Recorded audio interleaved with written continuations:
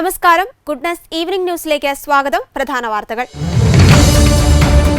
വയനാട് ഉരുൾപൊട്ടൽ ദുരന്തം സാമ്പത്തിക സഹായത്തിൽ ഉടൻ തീരുമാനമെന്ന് കേന്ദ്രം. ഇറാനെതിരായ ഇസ്രായേൽ ആക്രമണത്തിന്റെ രഹസ്യ വിവരങ്ങൾ ചോർത്തി. CIA ഉദ്യോഗസ്ഥനെതിരെ കുറ്റപത്രം. ഖലിസ്ഥാൻ നേതാവ് അർഷ്ദലയുടെ അറസ്റ്റ് സ്ഥിരീകരിച്ചു. ഇന്ത്യക്ക് കൈമാറുമെന്ന് പ്രതീക്ഷ. വായുമലിനീകരണം രൂക്ഷം. കടുത്ത നിയന്ത്രണങ്ങൾ ഏർപ്പെടുത്തി ഡൽഹി സർക്കാർ. ഇറാൻ അംബാസഡറുമായി കൂടിക്കാഴ്ച നടത്തി മസ്ക്. US ഉപരോധവും നയതന്ത്ര കാര്യങ്ങളും ചർച്ചയായെന്ന് സൂചന. വാർത്തകൾ വിശദമായി. വയനാട് മുണ്ടക്കായ് ചൂരൽമല ഉരുൾപൊട്ടൽ ദുരന്തത്തിൽ സാമ്പത്തിക സഹായം ഉൾപ്പെടെയുള്ള കാര്യങ്ങളിൽ ഈ മാസം തന്നെ തീരുമാനമെടുക്കുമെന്ന് കേന്ദ്ര സർക്കാർ ഹൈക്കോടതിയിൽ. ദുരിതബാധിത പ്രദേശങ്ങൾ സന്ദർശിച്ച കേന്ദ്ര സംഘത്തിന്റെ റിപ്പോർട്ട് ഇക്കാര്യത്തിൽ പരിശോധിക്കുന്ന ഉന്നതാധികാര സമിതിയുടെ കൈവശമാണെന്നും ആ സമിതി ഇതുവരെ യോഗം ചേർന്നിട്ടില്ലെന്നും കേന്ദ്രം വ്യക്തമാക്കി. സംസ്ഥാന ദുരന്ത പ്രതികരണ ഫണ്ടിൽ ആവശ്യത്തിന് തുകയുണ്ടല്ലോ എന്ന നിലപാടും കേന്ദ്രം ഇന്ന് ആവർത്തിച്ചു. ഉരുൾപൊട്ടൽ ദുരന്തത്തെക്കുറിച്ചുള്ള കേന്ദ്ര നിലപാട് ചർച്ചയാകുന്നതിനിടെയായിരുന്നു justice AK Jayasankaran Nambiar, justice KV Jayakumar എന്നിവരുടെ പ്രത്യേക ബെഞ്ച് വിഷയം പരിഗണിച്ചത്. ഉരുൾപൊട്ടൽ ദുരിതമുണ്ടായ മേഖലയ്ക്കുള്ള സഹായ പദ്ധതിയുടെ കാര്യത്തിൽ കേന്ദ്ര ആഭ്യന്തര സഹമന്ത്രി നിത്യാനന്ദ റായ് കേരളത്തിന്റെ പ്രത്യേക പ്രതിനിധി KV തോമസിന് അയച്ച കത്ത് സംസ്ഥാന സർക്കാർ ഇന്ന് കോടതിയിൽ ഹാജരാക്കി. പ്രത്യേക സാമ്പത്തിക സഹായമില്ല എന്ന് തന്നെയാണ് കത്ത് വായിച്ചാൽ മനസ്സിലാകുകയെന്നും സംസ്ഥാന സർക്കാർ ചൂണ്ടിക്കാട്ടി. എന്നാൽ പ്രത്യേക സാമ്പത്തിക സഹായം നൽകില്ലെന്ന് പറഞ്ഞിട്ടില്ലല്ലോ എന്ന് കോടതി ചൂണ്ടിക്കാട്ടി. തുടർന്ന് ഇക്കാര്യത്തിൽ കഴിയുന്നത്ര വേഗത്തിൽ തീരുമാനമെടുക്കുന്നതിൽ കേന്ദ്ര സർക്കാരിനോട് കോടതി അഭിപ്രായം ആരാഞ്ഞു. പുനരധിവാസമടക്കം പൂർത്തിയാകേണ്ടതുണ്ടെന്നും കോടതി ചൂണ്ടിക്കാട്ടി. മാത്രമല്ല, ദുരന്തത്തിന് ഇരയായവരുടെ വായ്പകൾ എഴുതിത്തള്ളുന്നത് പോലുള്ള കാര്യങ്ങൾ അറിയണമെങ്കിൽ ദുരന്തം ഏതു വിഭാഗത്തിലാണ് ഉൾപ്പെടുത്തുന്നതെന്ന് വ്യക്തമാക്കണമെന്നും കോടതി അഭിപ്രായപ്പെട്ടു.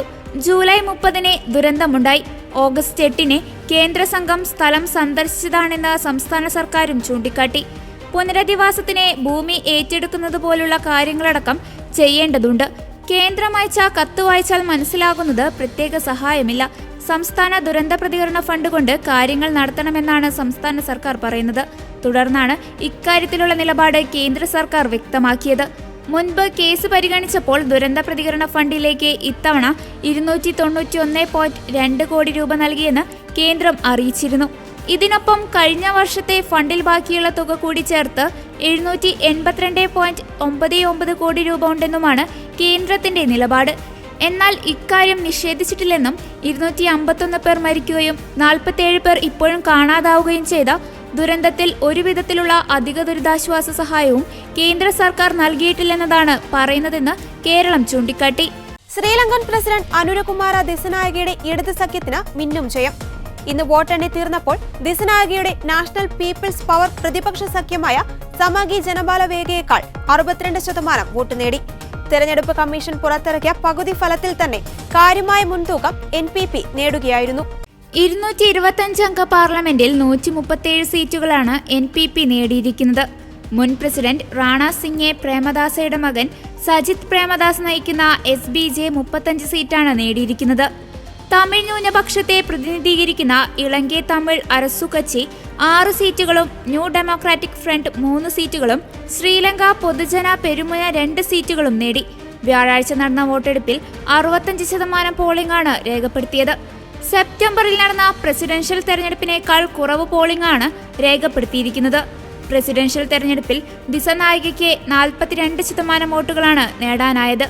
സാമ്പത്തിക പ്രതിസന്ധിയെ തുടർന്ന് ശ്രീലങ്കയിൽ നടന്ന അതിശക്തമായ ജനകീയ സമരത്തിന്റെ പശ്ചാത്തലത്തിലായിരുന്നു 2024 സെപ്റ്റംബറിൽ പ്രസിഡന്റ് തെരഞ്ഞെടുപ്പ് നടന്നതും അനുരാഗ് കുമാര ദിസനായകയെ അധികാരത്തിൽ എത്തിയതും. പ്രസിഡന്റായി തെരഞ്ഞെടുക്കപ്പെട്ടതിന് പിന്നാലെ 2024 സെപ്റ്റംബർ 24-ന് ദിസനായകയെ പാർലമെന്റ് പിരിച്ചുവിട്ടു. രാജപക്സെ കുടുംബത്തിന്റെ നേതൃത്വത്തിലുള്ള ശ്രീലങ്കൻ പീപ്പിൾസ് ഫ്രണ്ടിന്റെ പിരിച്ചുവിടപ്പെട്ട പാർലമെന്റിൽ 145 സീറ്റുകളുണ്ടായിരുന്നു. SJBക്ക് 54 സീറ്റുകളാണ് ഉണ്ടായിരുന്നത്. ITAക്ക് 10 സീറ്റുകളും ഉണ്ടായിരുന്നു. ദിസനായകയുടെ NPPക്ക് 3 സീറ്റുകൾ മാത്രമാണ് ഉണ്ടായിരുന്നത്. ബാക്കിയുള്ള 13 സീറ്റുകൾ മറ്റ് ചെറിയ പാർട്ടികളുടേതായിരുന്നു. ജിരിബാം ജില്ലയിൽ നിന്ന് അക്രമികൾ തട്ടിക്കൊണ്ടുപോയതായി കരുതുന്ന സ്ത്രീകളെയും കുട്ടികളെയും ഇതുവരെയും കണ്ടെത്തുവാൻ കഴിയാത്തതിൽ പ്രതിഷേധം ഉയരുന്നു. ഇതിനെതിരെ ഇംഫാൽ താഴ്വരയിൽ ഉടനീളമുള്ള വിദ്യാർത്ഥികൾ കറുത്ത ബാഡ്ജ് ധരിച്ച് കരിങ്കൊടി ഉയർത്തി പ്രകടനം നടത്തി. ഈ മാസം 11-ന് നടന്ന അക്രമ സംഭവങ്ങൾക്കിടെയാണ് തട്ടിക്കൊണ്ടുപോകൽ അരങ്ങേറിയത്. മേത്തൈ വിഭാഗത്തിലെ 3 സ്ത്രീകളെയും കുട്ടികളെയുമാണ് കാണാതായത്. ഇവരിൽ 10 മാസം പ്രായമായ കുഞ്ഞുമുണ്ട്. തട്ടിക്കൊണ്ടുപോകലിന് പിന്നിൽ ചിൻകുക്കി നാർക്കോ തീവ്രവാദികളാണെന്നാണ് മേത്തൈ ആരോപണം. സ്ത്രീകളെയും കുട്ടികളെയും സുരക്ഷിതമായി തിരികെ കൊണ്ടുവരാൻ സർക്കാരിൽ സമ്മർദ്ദം ഏറുകയാണ്. ഇവരെ ഉടൻ കണ്ടെത്തണമെന്ന് സംസ്ഥാന BJP പ്രസിഡന്റ് ശാരദാദേവി അഭ്യർത്ഥിച്ചു. ആളുകളെ സുരക്ഷിതമായി മോചിപ്പിക്കുന്നതിനായി DG അസം റൈഫിൾസ് ഇതിനകം ചുരാചന്ദ്പരിൽ എത്തിയിട്ടുണ്ട്. അതേസമയം മണിപ്പൂരിൽ സംഘർഷം പടരുന്നതിനിടെ നിർണായക നീക്കവുമായി കേന്ദ്ര സർക്കാർ 6 പോലീസ് സ്റ്റേഷൻ പരിധികളിൽ ഔസ്പ പ്രഖ്യാപിച്ചിട്ടുണ്ട്. സെക്മായി, ഇംഫാൽ വെസ്റ്റ്, ഇംഫാൽ ഈസ്റ്റ്, കാംപോക്പി, ബിഷ്ണുപൂർ, ജിരിബാം എന്നീ പോലീസ് സ്റ്റേഷൻ പരിധികളിലാണ് പ്രഖ്യാപിച്ചത്. ഈ 6 പോലീസ് സ്റ്റേഷൻ പരിധികളിൽ ഉൾപ്പെടെ 19 സ്റ്റേഷൻ പരിധികൾ ഒഴിവാക്കി ഒക്ടോബർ 1 സംസ്ഥാനത്തൊട്ടാകെ സർക്കാർ ഔസ്പ പ്രഖ്യാപിച്ചിരുന്നു. ജിബിരാമിൽ നിന്ന് 13 പേരെയാണ് സംഘർഷത്തിന് ശേഷം കാണാതായത്. ഇതിൽ 2 പേരെ മരിച്ച നിലയിൽ കണ്ടെത്തി, 5 പേരെ ജീവനോടെ കണ്ടെത്തി, 6 പേരെ കാണാതായി. കാണാതായവർക്കായി തിരച്ചിൽ ആരംഭിച്ചതായി സുരക്ഷാസേന അറിയിച്ചു. കഴിഞ്ഞ 3 ദിവസമായി മണിപ്പൂരിലെ പല ജില്ലകളിൽ നടത്തിയ തിരച്ചിലിൽ നിരവധി ആയുധങ്ങളും വെടിക്കോപ്പുകളും സുരക്ഷാസേന പിടിച്ചെടുത്തതായി അസം റൈഫിൾസ് അറിയിച്ചിരുന്നു. ഇതിനു പിന്നാലെ ഇംഫാല താഴ്വരയിലെ 1-ലധികം സ്ഥലങ്ങളിൽ അക്രമങ്ങൾ റിപ്പോർട്ട് ചെയ്തിട്ടുണ്ടെന്നാണ് വിവരം. വയനാട് ദുരിതാശ്വാസത്തിന് പണം തരില്ലെന്ന കേന്ദ്രത്തിന്റെ മറുപടി ഞെട്ടലുണ്ടാക്കുന്നുവെന്ന് പ്രതിപക്ഷ നേതാവ് VD സതീശൻ. പാലക്കാട് മാധ്യമപ്രവർത്തകരോട് സംസാരിക്കുകയായിരുന്നു അദ്ദേഹം. മറ്റ് സംസ്ഥാനങ്ങൾക്ക് കിട്ടിയ പോലെ പ്രത്യേക സാമ്പത്തിക സഹായമാണ് കേരളത്തിന്റെ ആവശ്യം. എന്നാൽ കേരളം ഇന്ത്യയുടെ ഭൂപടത്തിൽ ഇല്ലെന്ന നിലപാടാണ് കേന്ദ്ര സർക്കാർ സ്വീകരിച്ചതെന്നും അദ്ദേഹം വിമർശിച്ചു.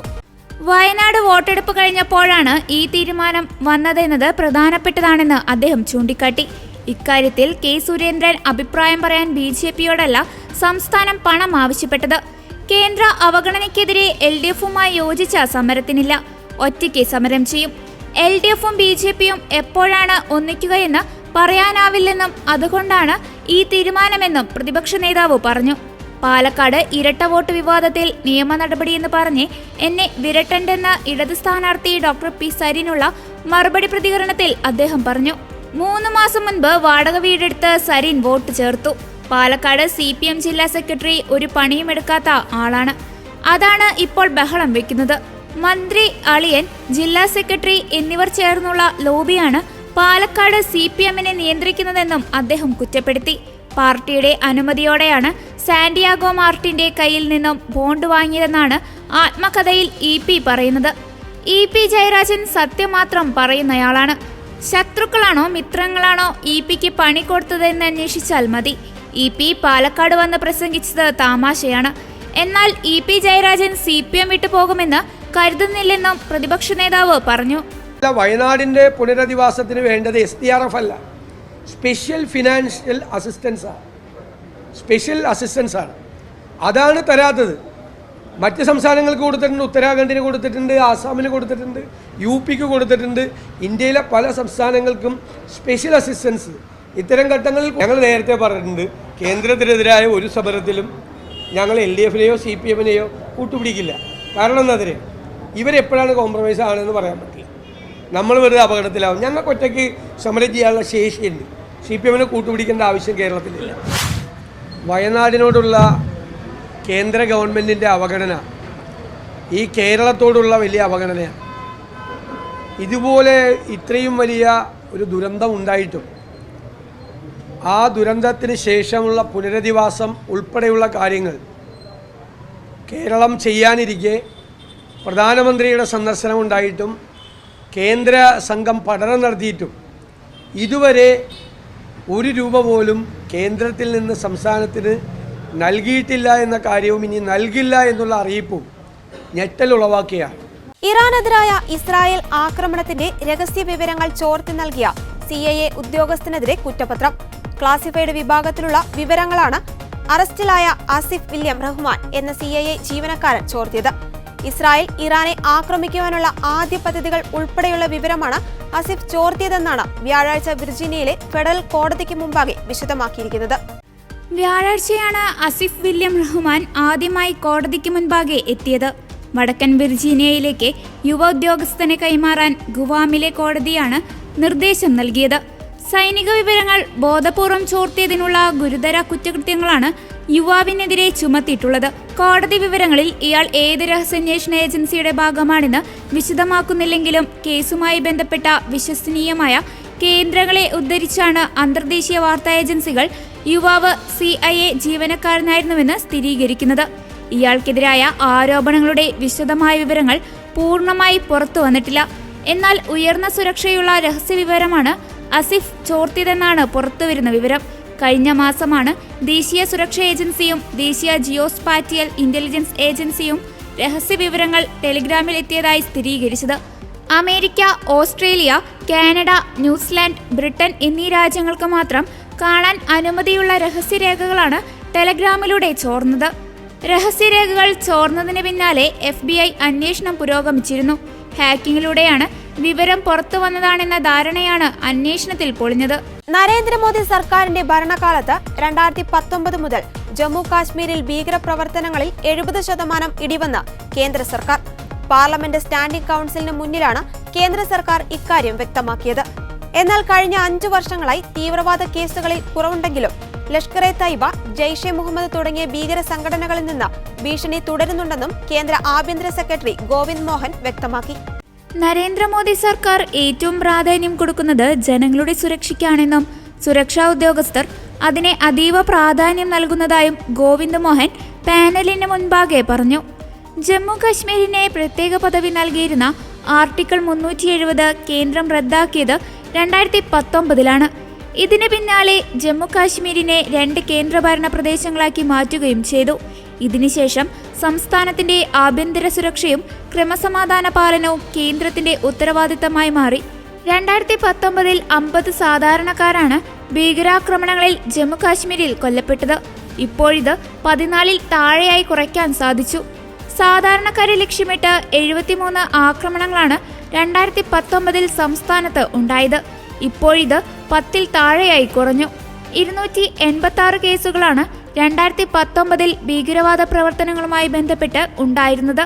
2024 നവംബർ വരെയുള്ള കണക്കുകൾ പ്രകാരം അത് 40 എണ്ണം മാത്രമാണ്.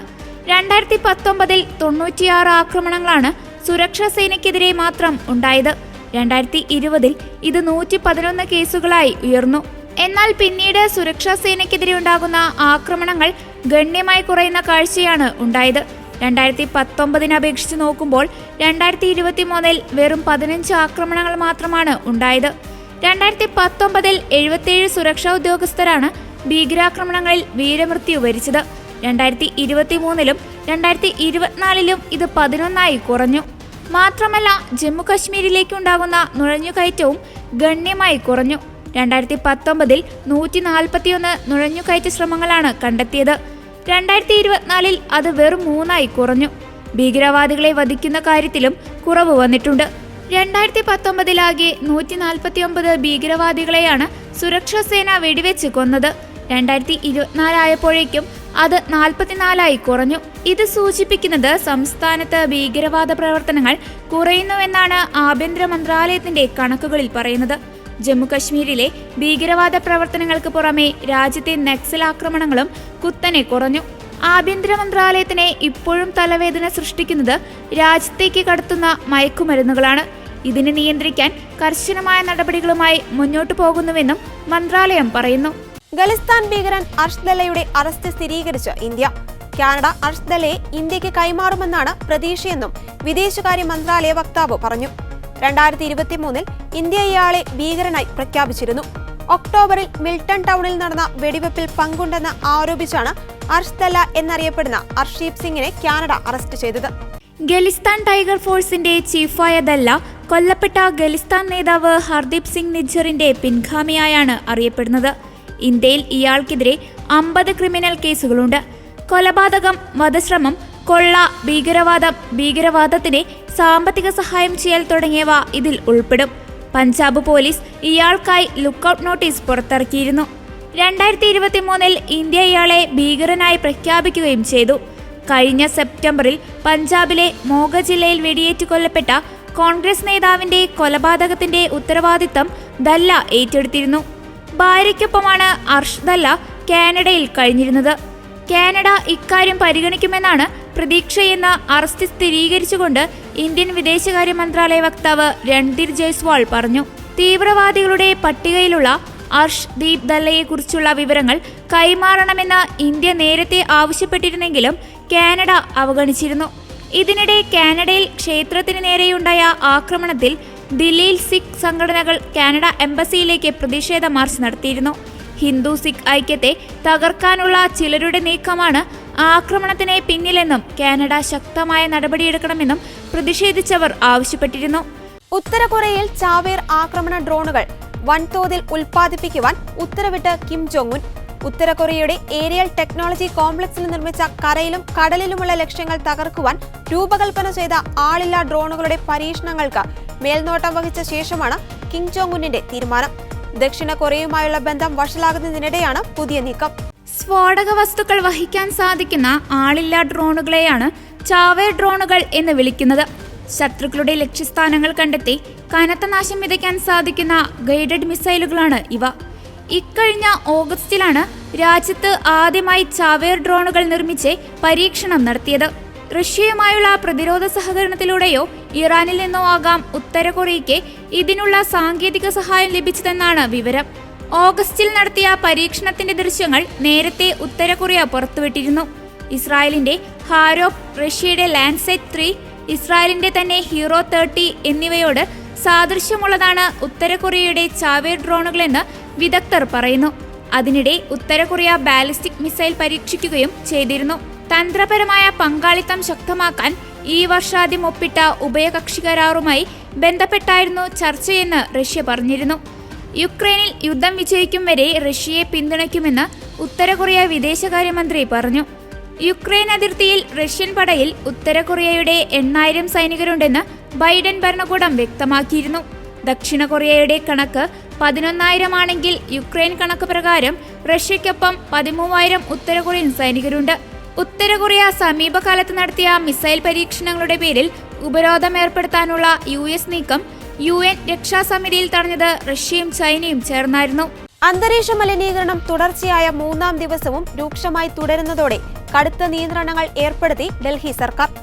498 നിലവിൽ ഡൽഹിയിലെ വായു ഗുണനിലവാര സൂചിക.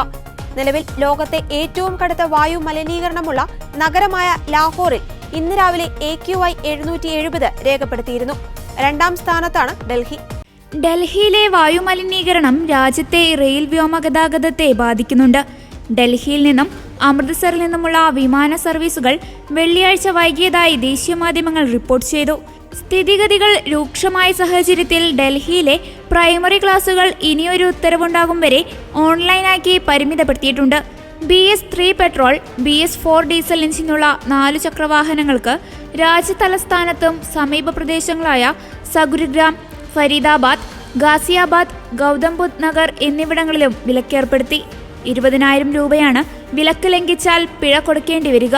അന്തർസംസ്ഥാന ബന്ധുക്കൾക്കും തലസ്ഥാന നഗരിയിൽ പ്രവേശിക്കുന്നതിന് വിലക്കുണ്ട്. അത്യാവശ്യമില്ലാത്ത കെട്ടിട നിർമ്മാണ ഖനന പ്രവർത്തനങ്ങളും നിർത്തിവെക്കണം. ഇലക്ട്രിക് വാഹനങ്ങൾ, CNG വാഹനങ്ങൾ, BS6 വാഹനങ്ങൾ എന്നിവ മാത്രമേ തലസ്ഥാന നഗരിയിൽ ഓടാൻ അനുവദിക്കൂ. പൊതുഗതാഗത സംവിധാനങ്ങൾക്കടക്കം നിയന്ത്രണമുള്ള സാഹചര്യത്തിൽ ഡൽഹി മെട്രോ കൂടുതൽ സർവീസുകൾ നടത്തും. ട്രംപ് ഭരണകൂടത്തിൽ നിർണായക പദവി ലഭിച്ചതിനു പിന്നാലെ ടെസ്ലയുടെ ഉടമ ഇലോൺ മസ്ക് ഐക്യരാഷ്ട്രസഭയിലെ ഇറാൻ അംബാസഡറുമായി കൂടിക്കാഴ്ച നടത്തിയതായി റിപ്പോർട്ട്. ദി ന്യൂയോർക്ക് ടൈംസ് ആണ് ഇക്കാര്യം പുറത്തുവിട്ടത്. തിങ്കളാഴ്ച രഹസ്യ കേന്ദ്രത്തിൽ വെച്ച് കണ്ടുമുട്ടിയ ഇരുവരുടെയും കൂടിക്കാഴ്ച 1 മണിക്കൂറിലേറെ നീണ്ടതായാണ് പത്രം റിപ്പോർട്ട് ചെയ്യുന്നത്. US ഉപരോധവുമായി ബന്ധപ്പെട്ട വിഷയങ്ങളിൽ ഇളവുകൾ തേടാനും ടെഹ്റാനിൽ ബിസിനസ് സാധ്യതകൾ കണ്ടെത്താനും ഇറാൻ അംബാസഡർ മസ്കിനോട് ആവശ്യപ്പെട്ടതായി ടൈംസ് റിപ്പോർട്ട് ചെയ്യുന്നുണ്ട്. ഇറാൻ വിദേശകാര്യ മന്ത്രാലയത്തിലെ ഉദ്യോഗസ്ഥനെ ഉദ്ധരിച്ചാണ് ന്യൂയോർക്ക് ടൈംസ് റിപ്പോർട്ട്. പുറത്തുവരുന്ന റിപ്പോർട്ടുകൾ ശരിയാണെങ്കിൽ വരാനിരിക്കുന്ന ട്രംപ് സർക്കാരിൽ മസ്കിന്റെ സ്വാധീനത്തിന്റെ സൂചന കൂടിയാകും ഇത്. കൂടിക്കാഴ്ച സംബന്ധിച്ച് ഇരു രാജ്യങ്ങളുടെയും ഭാഗത്തു നിന്നും ഔദ്യോഗിക സ്ഥിരീകരണമില്ല. ഇറാനുമായുള്ള നയതന്ത്ര ബന്ധത്തിന് ട്രംപ് നൽകുന്ന പ്രാധാന്യത്തിന്റെ സൂചനയാണ് പുറത്തുവരുന്ന റിപ്പോർട്ടുകൾ. പശ്ചിമേഷ്യയിലെ സംഘർഷങ്ങളിൽ ഇസ്രായേലിനൊപ്പം നിൽക്കുന്ന നിലപാടായിരുന്നു റിപ്പബ്ലിക്കൻ പാർട്ടി ഇതുവരെ സ്വീകരിച്ചിരുന്നത്. നേരത്തെ ഇസ്രായേലിനുമേൽ ഇറാൻ നടത്തിയ ആക്രമണങ്ങൾക്ക് മറുപടിയായി ഇറാന്റെ ആണവ കേന്ദ്രങ്ങൾ തകർക്കണമെന്നാവശ്യപ്പെട്ട വ്യക്തിയാണ് ട്രംപ്. തിരഞ്ഞെടുപ്പ് പ്രചാരണം പുരോഗമിക്കുന്നതിനിടെ വിഷയത്തിൽ ബൈഡൻ സ്വീകരിച്ചിരുന്ന നിലപാടുകളെ ശക്തമായി വിമർശിച്ചിരുന്നു അദ്ദേഹം. 2016 ആദ്യമായി US പ്രസിഡന്റ് സ്ഥാനത്തേക്ക് എത്തിയ ട്രംപ് 2024 ആധികാരിക വിജയത്തോടെ രണ്ടാം തവണയാണ് പ്രസിഡന്റ് സ്ഥാനത്തേക്ക് എത്തുന്നത്. US ഭരണഘടന പ്രകാരം ഒരു വ്യക്തിക്ക് 2 തവണയിൽ കൂടുതൽ ഭരണതലപ്പത്തേക്ക് മത്സരിക്കാൻ കഴിയില്ല. ആ സാഹചര്യത്തിൽ US ഭരണഘടന പൊളിച്ചെഴുതാനുള്ള പുറപ്പാടിലാണ് ട്രംപ് എന്നാണ് രാഷ്ട്രീയ നിരീക്ഷകരുടെ നിഗമനം. 1951 ഫ്രാങ്ക്ലിൻ ഡി റൂസ്വെൽറ്റ് US പ്രസിഡന്റായി 4 ടേം പൂർത്തിയാക്കിയതിനു ശേഷം നടന്ന ഭരണഘടനയുടെ 22ാം ഭേദഗതിക്ക് ശേഷമാണ് ഈ നിയമം പ്രാബല്യത്തിൽ വന്നത്. ഇതോടെ ഗുഡ്നസ് ഈവനിംഗ് ന്യൂസ് ഇവിടെ പൂർണ്ണമാകുന്നു. കൂടുതൽ വാർത്താ അപ്ഡേറ്റുകൾക്കായി ഗുഡ്നസ് ന്യൂസ് ചാനൽ സന്ദർശിക്കുക. നന്ദി.